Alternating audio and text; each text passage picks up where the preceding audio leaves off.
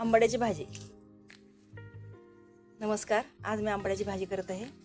तर त्यासाठी मी काय केलं, आंबाडाची भाजी विकत आणल्यानंतर ती स्वच्छ नीट करून मिठाच्या पाण्यात 20 मिनिटं भिजत घालून त्याचं पाणी त्यालाच ठेवलं आहे. गॅस कुकरला लावून घ्यायचं. फक्त पाण्याची एकच उकळी काढायची ह्याची.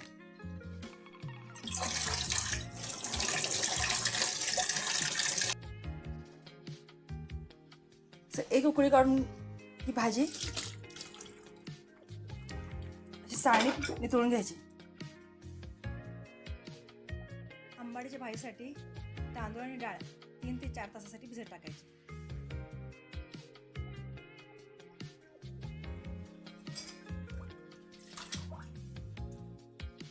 नंतर ह्यात आपण जे आता मिक्सर लावणार आहे, जिरे, हिरवी मिरची आणि मीठ ते कच्चंच ह्यात घालायचं.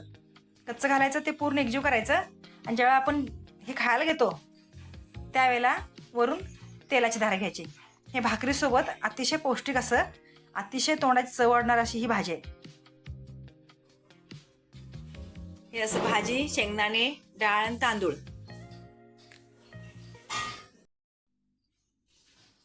असं कुकरच्या 3 शिट्या झाल्या की बंद करायचं.